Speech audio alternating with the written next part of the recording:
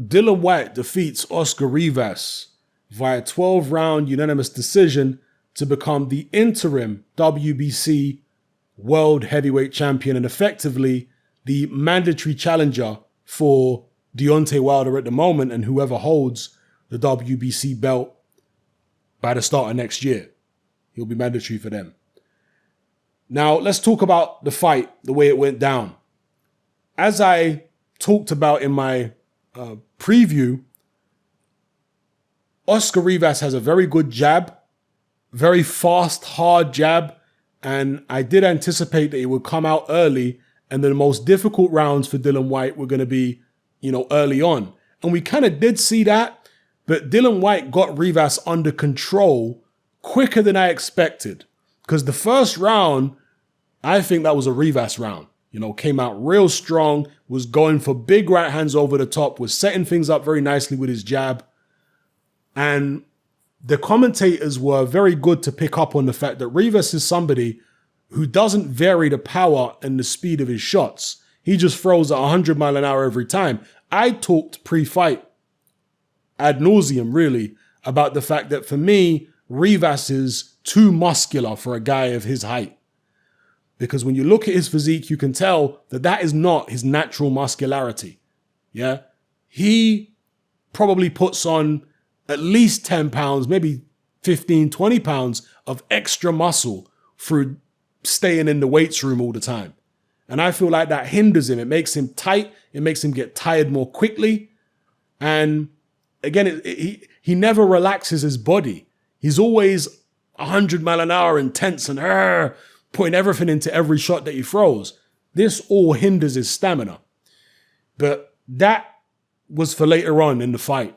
But in the second round, Rivas came out very aggressive like he did in the first, but Dillian Whyte managed to catch him with a right hand that hurt Oscar Rivas, as far as I'm aware, for the first time in his career. And that right hand right there calmed Oscar Rivas right down. Because up until that point, he was very enthusiastically pursuing Dillian Whyte and trying to take his head off with big overhand rights and left hooks. But once Dillian Whyte hurt him in that second round, Rivas was a lot more circumspect in his attacks. He was still coming forward and applying pressure, but that punch right there gave Dillian Whyte the cushion that he needed to be able to box a more comfortable fight. And this is why, I've had some debates in the past with people who say that punching power is not really that important in boxing. Punching power is one of the most important things in boxing, particularly in the heavyweight division. I mean, punching power is not everything, of course, but when you've got punching power, you can establish respect. You can establish some ground rules. It's like training a dog. And that's what Dillian Whyte was doing in there with Rivas. He was laying down some ground rules in that second round. And after the second round, Rivas understood what the rules were. Yeah, that you can't just come in and do whatever the hell you want. You got to have a certain amount of respect. And Rivas did have the respect for Dillian Whyte after that second round. Dillian Whyte got into a boxing rhythm. And one of the strange things about Dillian Whyte is that he's a very languid fighter. So he looks extremely loose and almost too relaxed the way he moves around the ring. That's just the way his body is, just made. He's just a very relaxed looking kind of guy. His limbs are almost like spaghetti looking in terms of how relaxed and loose they are. But and he also looks quite slow, Dillian Whyte, most of the time. His feet look slow and a lot of his punches look slow. But whenever he throws that left hook, it comes with tremendous speed. It's the most random thing because generally Dillian Whyte's movements are not very fast. But whenever somebody attacks him on his left side, that left hook comes out like a flipping bullet. It's unbelievably fast. So it is a hell of a dangerous shot, that Dillian Whyte left hook. He's got a natural aptitude for it. We saw that ever since the AJ fight. But he's been developing it and developing it and developing it to the point where now it really is quite a lethal weapon, that left hook at Dillian Whyte's. For the most part, Oscar Rivas was able to block it and stay away. But Dillian was doing real nice work to the body. Really, living up to the body snatcher moniker by going to Rivas's body, putting combinations together. The jab, of course, of Dillian Whyte was his bread and butter in this fight. Controlled the range and the distance and all that kind of business. Got Oscar Rivas under control with the punching power to establish respect. And just as it seemed as though he was going to coast to a fairly routine kind of 12-round points decision, then he ends up getting himself clipped in, was it the ninth round? What round was it that Dillian Whyte got dropped? Was it the ninth? Yes. The ninth? The ninth. The ninth round. The ninth round. Yeah, Dillian Whyte got clipped in that round by an uppercut. And then the follow-up left to Dillian Whyte's body actually sent him to the canvas. I think it was a situation where Dillian wasn't actually as hurt as he seemed at the time. Because when I saw it on the replay, Dillian's legs were all crossed up and he was against the ropes where you're not going to have the best balance.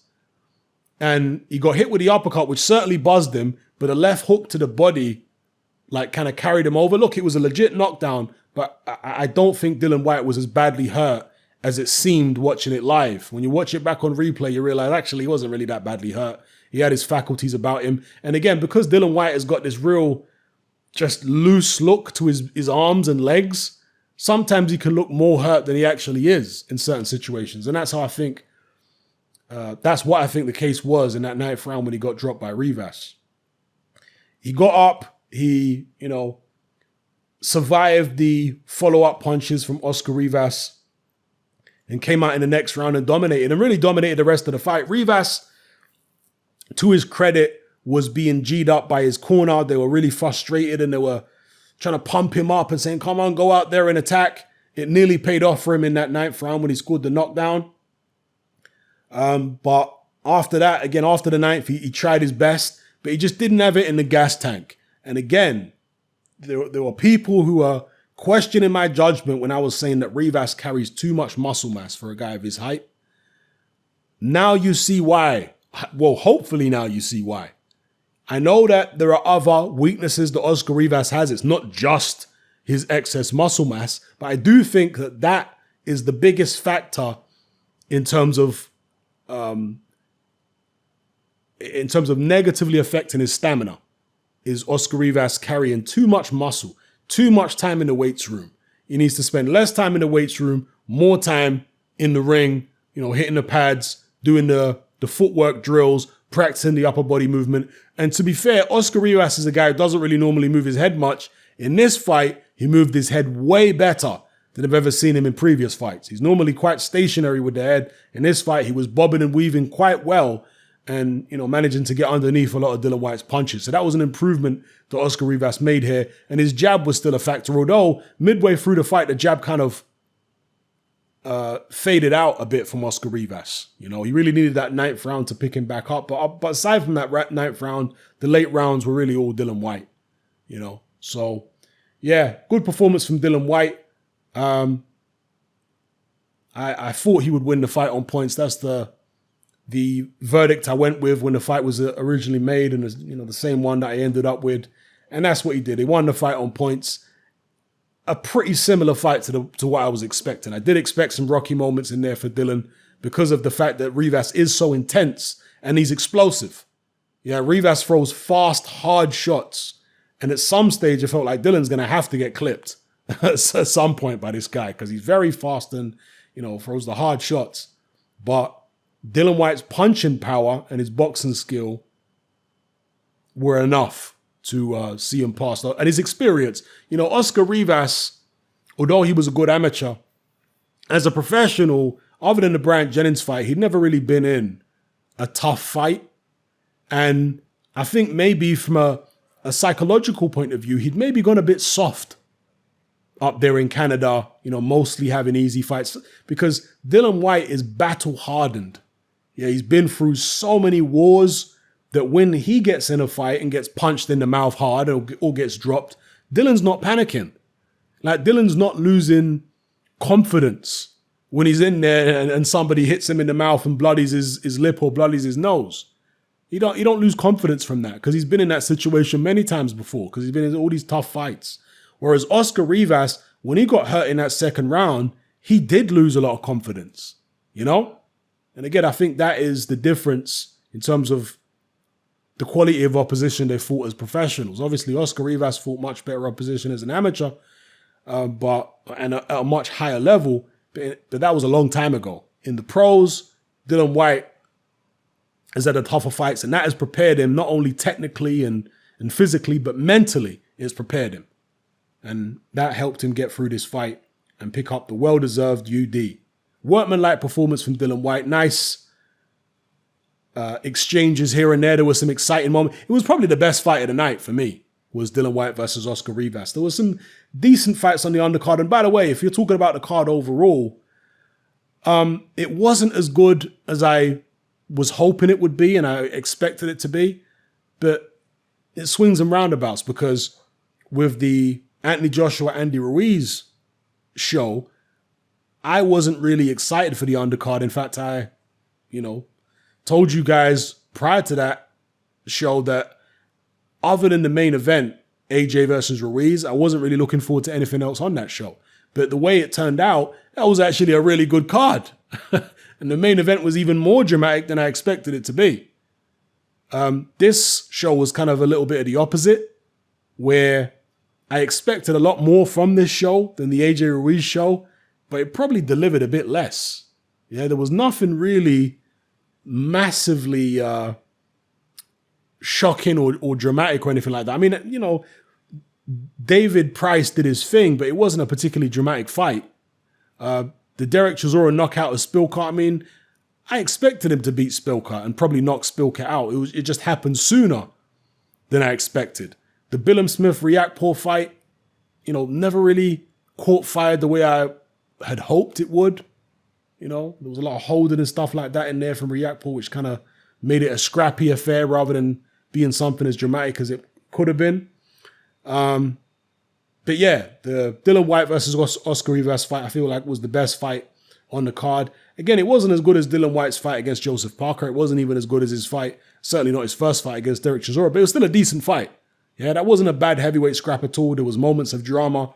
And Dillian Whyte shows why he's a reliable source of entertainment for British boxing fans. You turn up to a Dillian Whyte show and you're going to get some entertainment. Even if the undercard like today didn't deliver to the extent that we might have hoped, the main event pretty much did deliver. Yeah, it was a nice, solid main event. Nice performance by Dillian Whyte. It was disappointing to see all the empty seats in the arena, because when Whyte fought Joseph Parker, when Whyte fought Chisora, hardly any empty seats. But this time around, I mean, loads of empty seats in the arena. So definitely disappointing when it comes to the ticket sales. I suspect it's going to be disappointing when it comes to the pay-per-view sales too. And I've spoken about why I think that is. I mean, I know there's a combination of factors. It's not any one thing. But I do think that AJ losing to Ruiz took a lot of energy out of the British boxing scene and out of the British boxing casual fans, And I think that's had a knock-on effect, and that's why a lot of these shows are kind of suffering a bit now. So, yeah, onwards and upwards for Dillian Whyte. He finally gets his shot. He's the interim WBC champion. Will he fight again later on this year? You see, now that he's interim champion, it makes no sense to go into a real tough fight before he fights for the full WBC belt. It makes no sense, because as interim champion, rather than just the standard mandatory, you get a better percentage split than a standard mandatory would get. Yeah, standard mandatory, I think, gets like 20%, 25%, something like that, depending on the sanctioning body. Whereas an interim champ is going to get a much higher percentage. I think it might be like 40% or something like that. 30, 40% that they get. So, yeah, Dillian Whyte is going to love to get 30, 40% against whoever holds the WBC belt by early next year, whether it's Luis Ortiz, Deontay Wilder, or Tyson Fury. He's going to love to get 40% against them, So we'll see how it goes for Dillian. Let me know what you guys felt about his performance in the comments below. Was it a fight you expected? Did you expect more from Rivas? Did you expect less from Rivas? Did you expect more or less from Dillian? Let me know what you guys think in the comments. I'm out.